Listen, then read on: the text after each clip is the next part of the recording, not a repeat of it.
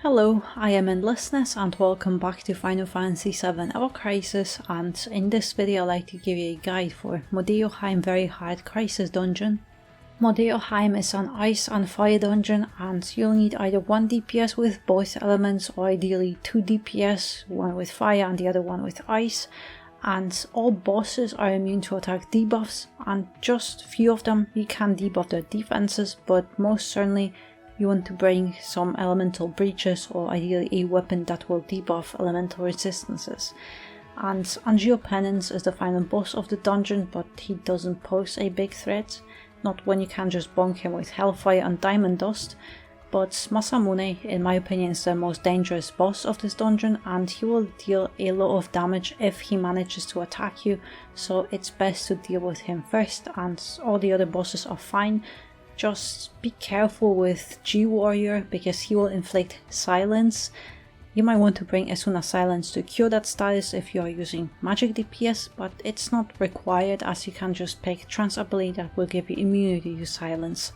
This dungeon layout isn't very big, and here's our starting point, and I recommend going for Masamune first, and then you can choose between the Specters and Behemoth Pawn. Neither of them is dangerous, but I would go for Specters first to build up summons, and then Behemoth Pawn and hit him with Hellfire. And this first area is a little bit confusing to navigate because there is steam leaking out of those old tanks in the bathhouse, and it's blocking our way, and there are 3 switches that we can interact with, and each of them turns some tanks off but also turns on the others. But after we leave this area, there's only Griffon remaining as last boss before moving on to the final boss, Angeal Penance. And there are also 3 rare items, 2 visible rare chests, and last item is next to Angeal. Since it's Ice and Fire dungeon, Aerith with her Terra Rod to debuff ice and fire resistance will shine here, and you can give her either Baharot or Camera if you have it and are using physical DPS. But another option is Naki with his Ivy Collar to debuff ice and fire resistance, and Naki also has his new Pilot's Collar to heal and buff magic defense, so it's a MDef centipede. And yes, you can use other characters as support, but none of them can debuff elemental resistances as effectively. But as for DPS, we have more than few ice and fire DPS characters, so it's up to you who you have and want to use. But you could have Fire Cloud with Bahabong together with Ice Tifa and her new FF6 gloves, and this way you have 2 elements covered, and both of them have this new weapon that can target all enemies with additional 40,000 damage that you could use on adds. There are other characters with good ice and fire weapons, so we have more than few options for this dungeon. Just need 2 elements and elemental debuffs and you're good. But I'm using Clouds as fire DPS, Seth as ice DPS, because I don't have any other DPS characters, and Aerith as support, and I have many equipment slots empty to not overkill the bosses and make this guide more accessible, but you should equip all your best materia and weapons to boost your stats the most. Aerith has Bahamut outfit with Breath of the Earth, but you could use any other summon like Crimson Flare or Icy Judgment to boost elemental buoyancy before hitting the boss with DPS summon, Baharot for heals, Terra Rod to debuff elemental resistance, Princess Guard is just for stats and I won't be using it, Exegel and Esuna Poison just in case because key Specters can inflict poison. Then in sub-equipment slots, Aerith only has 2 guild weapons, one with physical defense and the other one with magic defense for allies.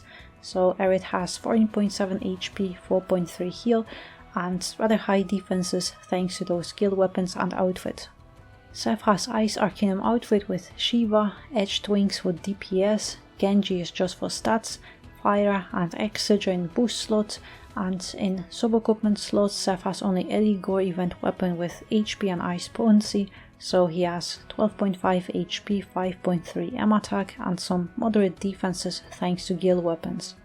Cloud has Fire Arcanum outfit with Hellfire, Skysplitter for fire DPS, Bahabong for adds, Ultimate Buster for stats, Blizzara Blow and Exeter in boost slots, And in sub-equipment slots, Cloud has FF6 event weapon with HP and physical ability bouncy, so he has 13.2 HP, 5.3 P attack and moderate defenses thanks to guild weapons. Alright, let's go for Masamune first. And actually, no, we have to hit the first switch. This first area is a little bit confusing with all that steam leaking out, blocking away. But grab this chest on your way. But you don't have to hit this second switch. Just go around and Masamune will be right here.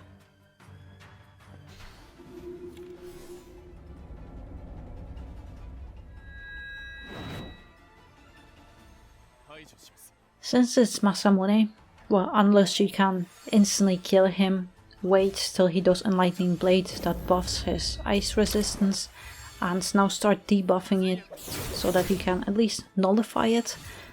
If you can fully debuff it, then great, but at least nullify this buff. But now start doing DPS all you can to finish him off, ideally before this attack. I know I won't be able to, so I'm just going to do as much damage as I can, but also with Aerith. I'm not going to heal, but use this ability just to buff physical defense so Cloud doesn't lose too much HP on this, because Masamune is relentless. But now, well, Cloud has bleed, which doesn't do much now, but you don't want to get hit second time. But here, same thing, just continue attacking, so ideally you kill him before he can do his second attack, because that one will hurt a lot more. And done. And now the trance ability. And it depends what you want. Magic attack is great, but also here Ice Bouncy, Fire Bouncy. I'm just going to go with this one, because the other ones, they are not really that good. Multi-target attack, it doesn't affect you because we have single target weapons, and Behemoth and FF6 Tifa gloves, they ignore that because you always do 40,000 damage regardless of buffs or debuffs. But now I'm just going to go for those key Specters. Come on. Now the key Specters, and yes, you could use Bahabonk and Tifa with those FF6 gloves if you have them, but don't concern yourself with Doom, you'll kill them soon enough. But here I'm just going to heal Cloud, but also buff our physical defense, and now we can start doing some DPS. And that's fine, I'll have Sephiroth finish it off. Just one more, and you could finish off that last Spectre, but I'm going to actually break sigils because I want to boost my summons to get them ready for the next fight. Just one more. And done.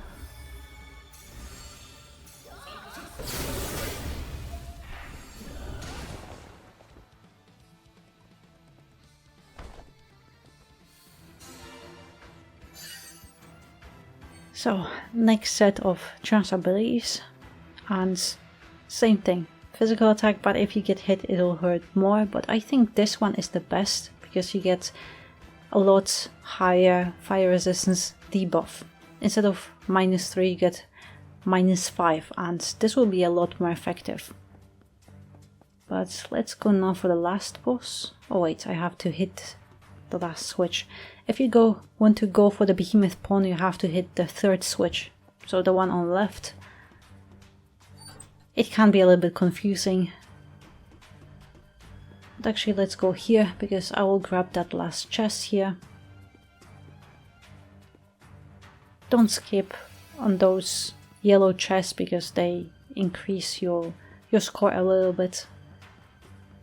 And here you can go through. And now we can get this last boss of this area. and move on to the next.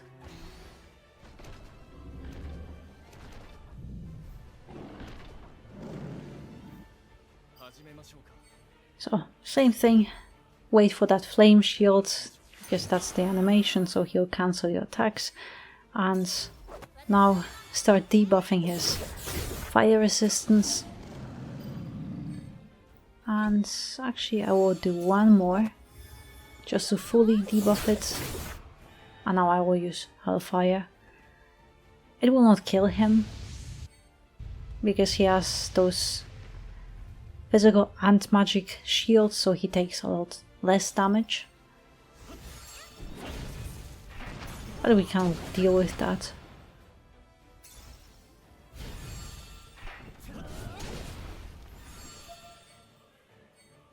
But yeah, in this battle, this +2 fire resistance debuff helps a lot, because it's +5 instead of 3, so it's a lot more damage than it would be. But really fine.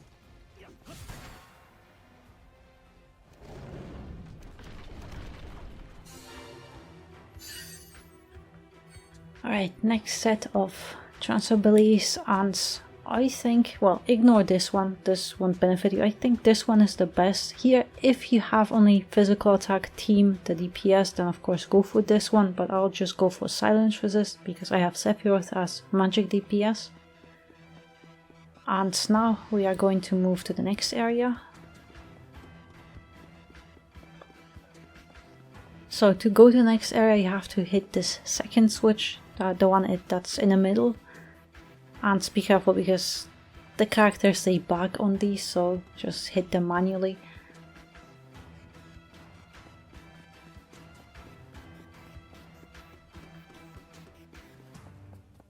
And here's the last the first chest, the blue chest. You can get crystals and other things from them, the permanent items. But also here's the second chest. You have to go to this area to the right, and you can see it, it's here. And let's go for the second boss. Well, sorry, the last boss before the final boss.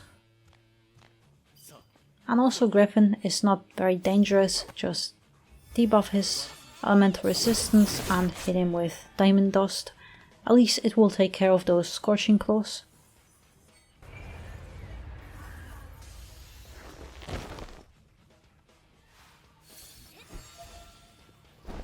He has a lot of HP, but it'll be fine. But yes, now he has wall, but don't worry about it.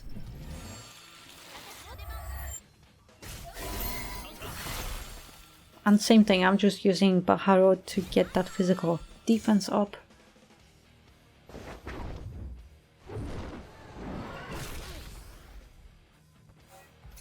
I'm not sure, but perhaps I could have killed him if Sephiroth had a little bit faster animation, maybe?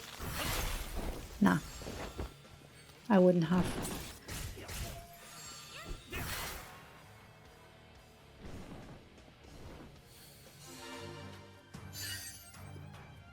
And the last set of trans abilities. This one is high risk, high reward. This one I don't like because of that high ice potency debuff, so I'm picking this one. And well, I have to do some AEB to get my summons ready. But let's get this chest. This is the last yellow chest, and here are hidden arts. You can't miss them. Those are the soldiers, but I want to do them mainly because I want to get my summons ready for Angeal.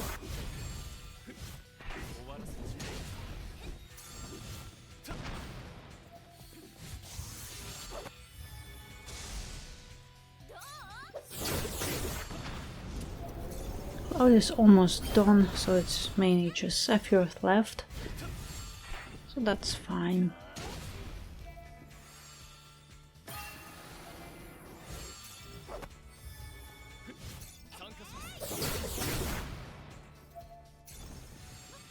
Actually, let's go with Cloud because I don't want to get hit here. Alright, these were skippable ads, but we still have one set of ads that you have to defeat if you want it or not.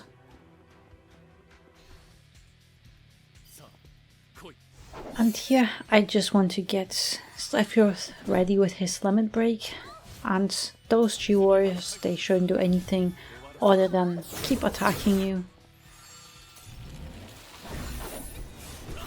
But also here is the only time I will actually use the Behemoth sword, just to finish them off quickly, so I don't really have to spend too long in this fight.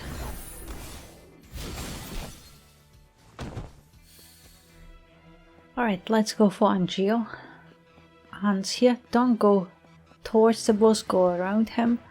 And, well, I will Sephiroth, let's just do it this way. And here, there should be last rare item, so just grab it.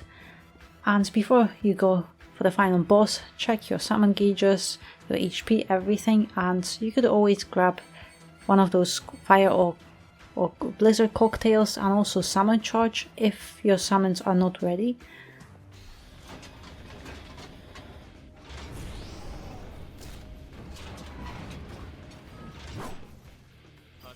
So yeah, a little bit harder version of Angeal Penance.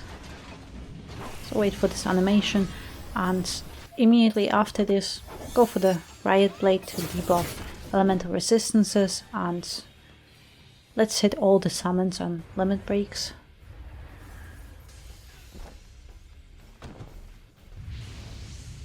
And that will at least deal with those adds and do some damage to the boss.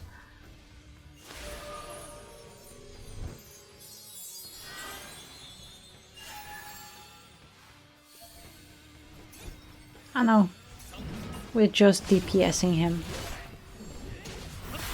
Just unleash everything you have. But also, yeah, there's this second animation, and here, in few seconds, Angeal will do his force gauge, and he will grant Veil to himself. Yeah, that's the one. And don't bother to debuff fire resistance, it's not worth it. You have to deplete that Veil to be able to inflict any debuffs. But here we can finish off Angeal very quickly. And the battle is done. It's nice to see a little bit harder version of the story mode Angeal. It's a teaser of how much harder he can be in the future.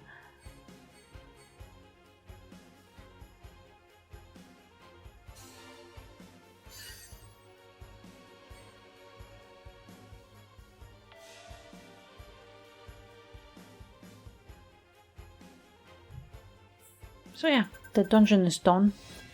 Actually, that's a very nice score, but score doesn't matter. We are not going for the score, we're just going for S+ on all those monthly very hard crisis dungeons. So yeah, I hope you found my guide helpful. Thank you very much for watching, and I hope to see you next one.